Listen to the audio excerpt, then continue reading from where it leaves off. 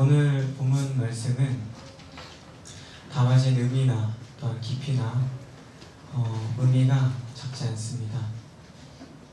우리 우선 제일 중요한 구절인 20절 말씀을 함께 읽도록 하겠습니다. 본문 20절 말씀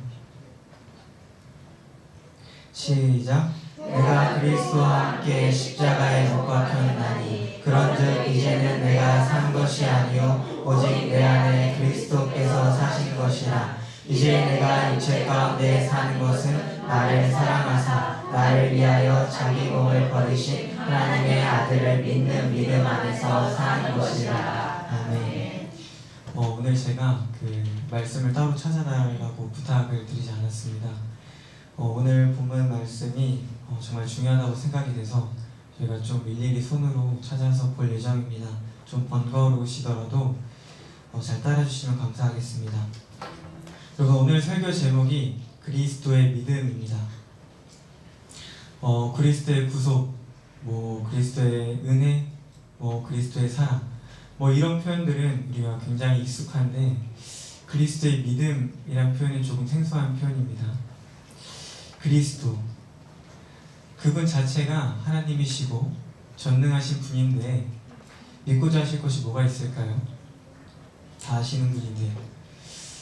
그렇다면 오늘 제목을 통해 설명하고자 하는 그리스도의 믿음은 무엇을 근거로 하는 이야기이며 우리가 그리스도를 믿는다는 것은 무엇인가, 이러한 작지 않은 주제를 성경 전반에 걸쳐 살펴볼까 합니다. 여러분, 우리가 익히 잘 알고 있는 대로 믿음 하면 누가 제일 먼저 떠오르십니까? 네, 아무래도 믿음의 조상인 아브라함일 것입니다. 우리가 아브라함의 기사부터 함께 살펴보도록 하겠습니다. 우리 창세기 15장 함께 피겠습니다. 창세기 15장 1절부터 한 절 한 절 설명해 가면서 보도록 하겠습니다. 먼저 1절 말씀 읽도록 하겠습니다. 시작. 이후에 여호와의 말씀이 이상 중에 아브라함에게 임하여 가라사대 아브라함아 두려워 말라. 네, 거기까지 읽겠습니다. 하나님이 이상 중에 말씀으로 아브라함을 찾아오십니다. 그러고 하시는 말씀이 아브라함아 두려워 말라고 말씀하셨습니다.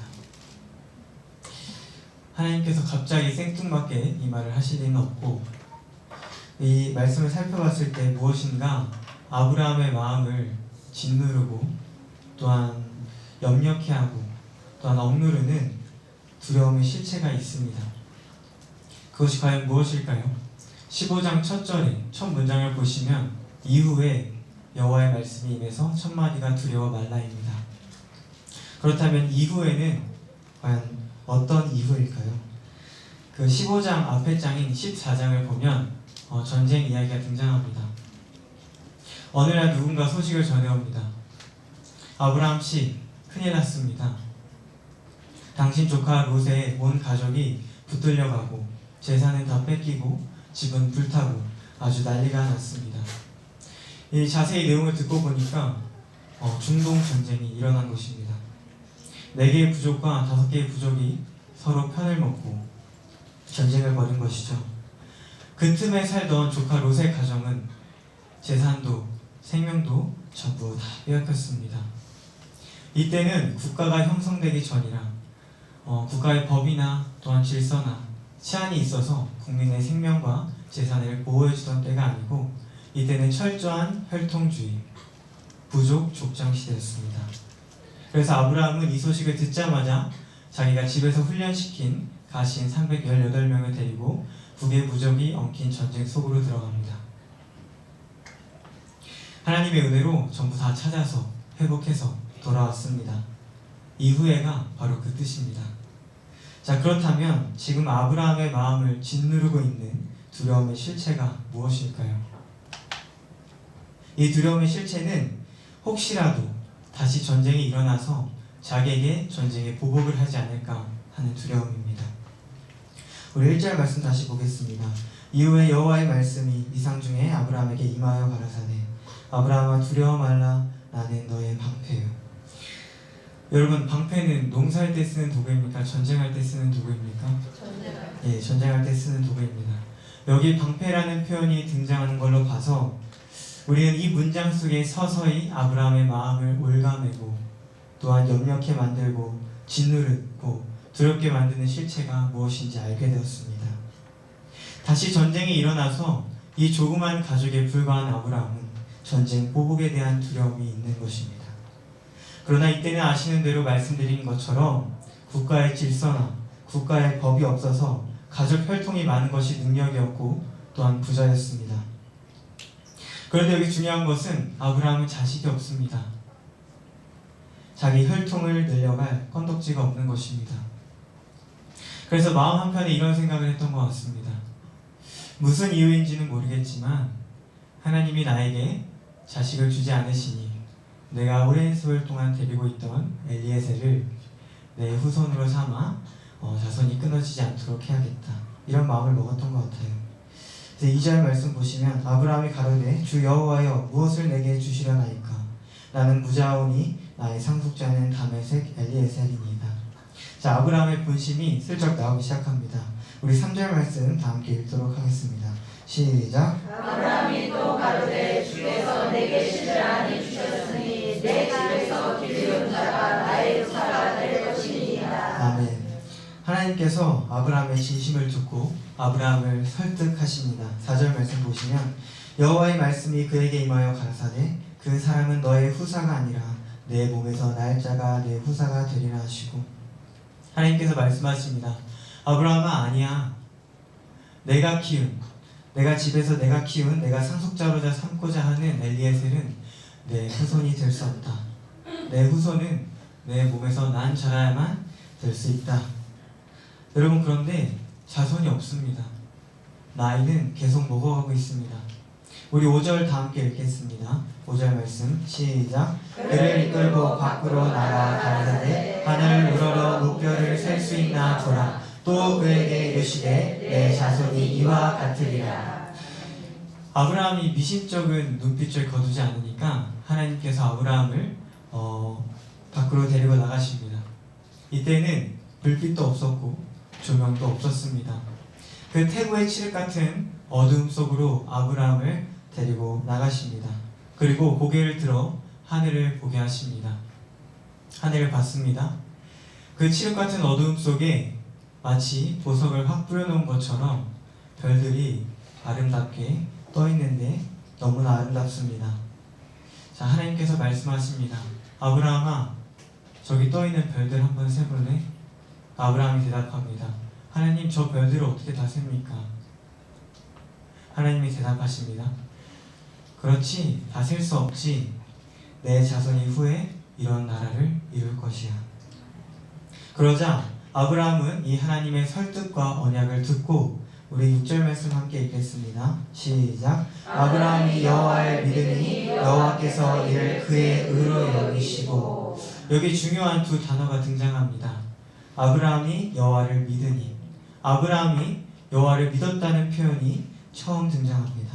더 중요한 것은 하나님이 이를 그의 의로 여기셨다는 것입니다. 여기서 의는 법정 용어입니다. 영어로는 justification, 타당한 이유나 근거를 말합니다. 여러분, 지금부터 제 질문을 들으시면서 이해를 새롭게 가지실 필요가 있습니다. 자, 아브라함이 처음으로 하나님을 믿었다라는 표현을 썼습니다. 믿음이 등장합니다. 이 아브라함이 믿었다는 믿음은 그 출처와 근거가 아브라함 속에서 만들어지고 깨달아진 것입니까? 아니면 하나님의 설득과 약속에 근거한 것입니까? 네, 맞습니다. 후자입니다. 하나님의 설득과 약속에 근거한 것이죠. 자, 근데 이 하나님의 의, 그렇다면 이 하나님의 의는 무엇입니까? 이 아브라함으로 하여금 천하 만민, 민족을 이루겠다는 자손에 대한 약속입니다. 그래서 5절을 보시면 약속이 나옵니다. 그를 이끌고 밖으로 나가 가라사대 하늘을 우러러 무뼈를 셀 수 있나 보라. 또 그에게 이르시되 내 자손이 이와 같으리라. 이번 자손은 무엇입니까? 바로 오실 예수 그리스도를 여기서 약속하고 있는 것입니다. 하나님의 이러한 계획이 실현되기 위해서 아브라함이라는 이방 땅에 우상을 섬기던 불신자를 택해서 부르셨습니다. 그러면 이제는 하나님이 이 아브라함을 지금부터 설득해 가는 과정입니다. 여러분, 우리의 믿음의 정의는 첫 번째로 우리의 논리나 이성으로 깨달아서 이게 믿음이구나 이렇게 깨달아진 것이 아니라 누구의 설득이었습니까? 하나님의 설명과 하나님의 설득과 하나님의 약속의 근거가 된 것입니다. 이것을 펼쳐내기 위해서 아브라함을 택하신 것인데, 이때부터 아브라함의 행보를 보시면 끊임없이 불순종을 합니다. 지금 그가 도착해 들어온 가나안 땅에 기근에 들자 고민 한마디 없이 애굽으로 내려갑니다. 또한 애굽으로 내려가는 과정에서 얼마나 비겁한 비열한 짓을 합니까? 애굽의 왕에게 자기 아내를 거의 팔아넘기다시피 합니다. 이게 무슨 믿음의 조상입니까, 여러분? 뿐만 아니라 끊임없이 하나님을 불신하고 또 그 혈통을 이어갈 후손들을 보시면 다윗 때 다윗 왕은 무슨 짓을 저지릅니까? 예수님이 다윗 왕의 자손을 통해서 오십니다. 그런데 이 다윗은 최고의 절정기 때 살인과 간음을 저지릅니다. 심지어 유다는 자기 며느리와 불륜을 저질러 생산을 합니다. 그런데 그럼에도 불구하고 하나님이 아브라함, 안 되겠네, 다른 애들 찾아봐야겠네, 이런 말씀하신 적이 있나요? 안 그러셨습니다.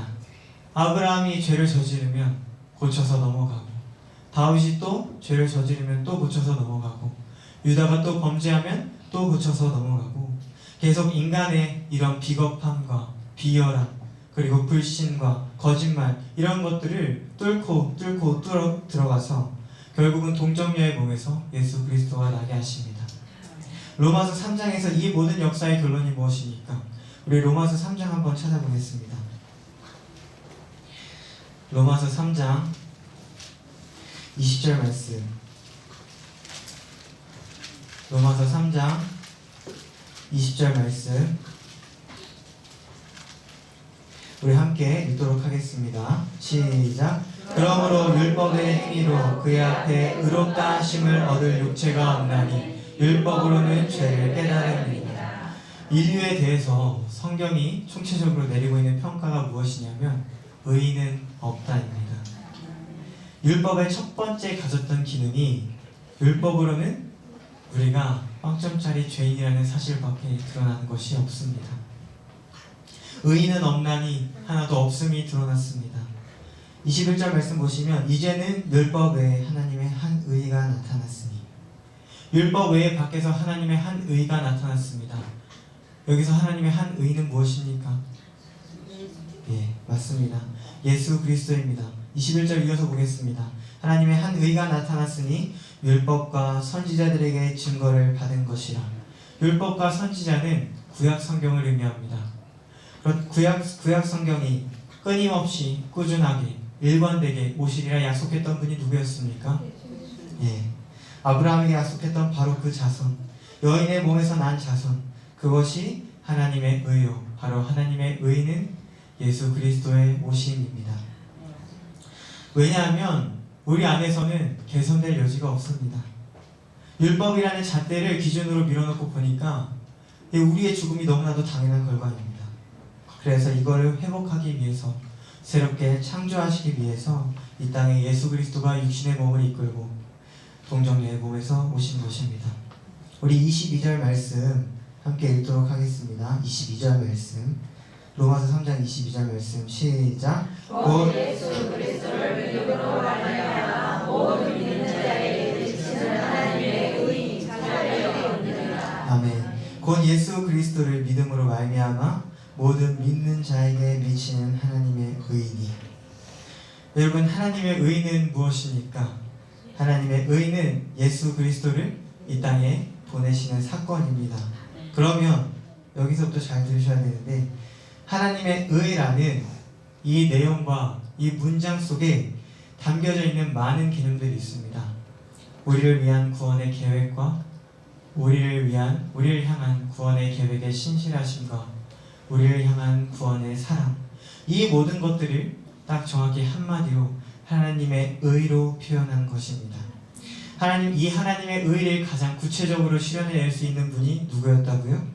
네, 예수 그리스도이셨습니다. 그래서 그분을 이 땅에 보내신 것입니다. 무엇으로 오셨습니까? 하나님의 의로 오신 것입니다. 하나님께서는 이 예수 그리스도를 믿습니다. 어떻게 믿습니까? 내 계획을 가장 완벽하게 100% 이 땅에 구현하고 그 구원의 실체를 드러내시어 완성할 아들이라는 것을 하나님은 믿습니다. 그리고 그리스도도 여기 믿음이라는 표현을 썼습니다. 22절 보시면 그리스도를 믿음으로 말미암아 모든 믿는 자에게 미치는 하나님의 의인이 차별이 없느니라. 조금 더 쉽게 얘기하자면 하나님의 의인은 예수 그리스도를 믿는 믿음을 통해 온다는 것입니다. 자, 그렇다면 여러분, 갈라디아서에서 말하는 한 그리스도의 믿음은 무슨 믿음일까요? 우리를 향한 믿음이 아닙니다. 우리의 어떤 신실함이나 이런 것을 믿는다는 말이 아니라 아버지의 계획, 그리고 그 하나님의 의가 자신을 통해 어떻게 완성될 것을 완전히 아신다는 얘기입니다. 우리가 수없이 넘어지고 실패하고 돌아서고 배반해도 어떤 못난 짓을 한다 할지라도 하나님께서는 우리를 목적하신 목적지에 회복하여 이루도록 하고야 말 것이라는 것을 예수 그리스도가 아신다는 얘기입니다. 우리의 믿음은 바로 그분의 신실하심과 그분의 사랑과 그분의 약속에 근거된 믿음입니다. 내가 믿는 것이 아니라는 것이죠. 우리는 그것을 그냥 순종하고 받아들이는 일밖에는 없습니다. 그래서 요한복음 1장 말씀 보시면 영접하는 자 곧 그 이름을 믿는 자들에게는 하나님의 자녀가 되는 권세를 주셨으니 이는 혈통으로나 육정으로나 사람의 뜻으로 나지 아니하고 오직 하나님께로서 난 자들이니라. 하나님이 세상을 이처럼 사랑하사 독생자를 주셨으니 이는 저를 믿는 자마다 멸망치 않고 영생을 얻게 하려 하심이니라. 여러분, 너무나 유명한 구절이기 때문에 가리워진 구절이 있다는 것을 우리가 놓쳐서는 안 됩니다. 요한복음 3장 16절 앞에 어떤 문장이 있습니까? 모세가 광야에서 뱀을 든 것 같이 인자도 들려야 하리니 이는 저를 믿는 자마다 영생을 얻게 하려 하심이니라. 고라 자손의 반역으로 많은 사람들이 불뱀에 물려 죽게 되자 그들을 구원할 방책으로 장대 끝에 노뱀을 달아 어디서든지 볼 수 있도록 구원의 길을 열어주셨습니다. 그것은 예수 그리스도께서 장차 오셔서 어떠한 죽음을 당하실 것인가를 예표하는 광야의 사건입니다. 그렇게 예수님께서 하나님의 의지를 따라 하나님의 의를 따라 이 땅에 오셔서 십자가에서 죽으십니다. 죽으실 때 어떻게 죽으시냐면 갈라디아서 2장 20절 말씀 보겠습니다. 갈라디아서 2장 20절 말씀. 내가 그리스도와 함께 십자가에 못 박혔나니. 여러분, 이것은 누구의 고백입니까? 사도 바울의 고백입니다. 자, 예수님이 십자가에 못 박힐 때 누가 함께 죽었다는 얘기입니까? 네, 내가 함께 죽었다는 얘기입니다. 여러분, 어떻게 함께 죽습니까? 어떻게 해요? 하나님의 판단에 우리는 고쳐서 안 되는 존재였습니다. 인간은 수선해서 쓸 수 있는 상태가 아니었어요. 왜요? 죽은 상태였기 때문에요. 죄로 죽은 상태였기 때문에, 그래서 그 죄를 죽이기 위해서 예수님께서 죄값을 지시고 십자가에서 속량 제물로 죽으실 때 우리를 거기다 같이 묶어서 죽이셨습니다. 믿으십니까? 그때 이미 우리가 죽었습니다. 난 그때 태어나지도 않았는데, 그게 언제적 사건인데, 2000년 전 사건인데. 여러분, 하나님은 그 일이 가능하십니다. 왜요? 여러분, 시간이라는 논리와 개념은 인간에게 필요한 것입니까? 하나님에게 필요한 것입니까? 맞습니다. 인간에게 필요한 것입니다. 하나님에게는 시간이 필요 없습니다. 왜냐하면 영원하신 분이기 때문입니다.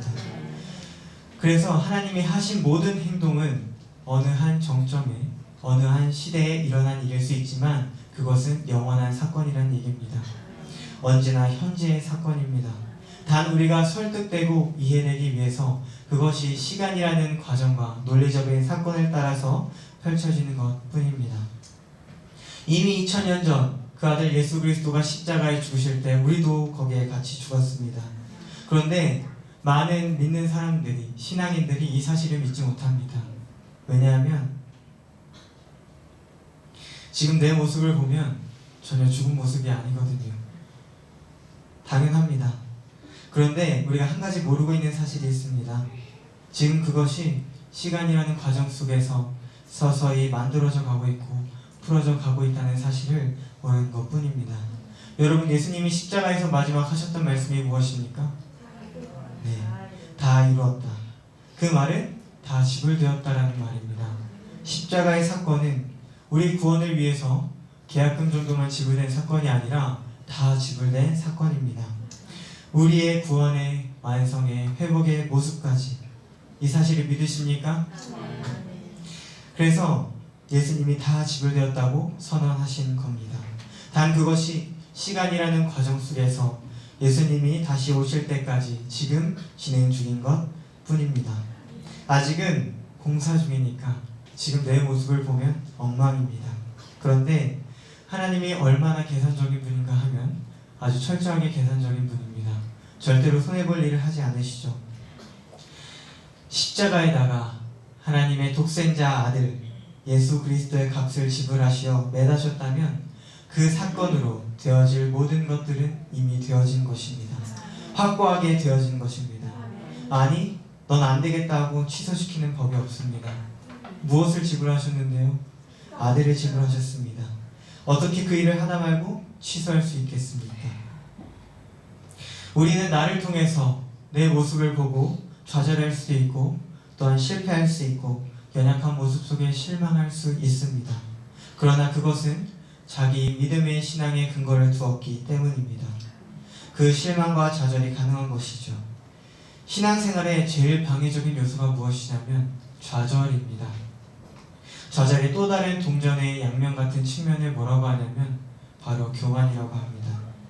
아직도 자기가 좌절할 건덕지가 남았다고 괜찮게 생각하는 태도입니다. 그런데 아닙니다. 우리는 좌절할 여지도 없이 그냥 죽은 죄인입니다. 여러분, 무슨 죽은 사람들이 좌절을 합니까?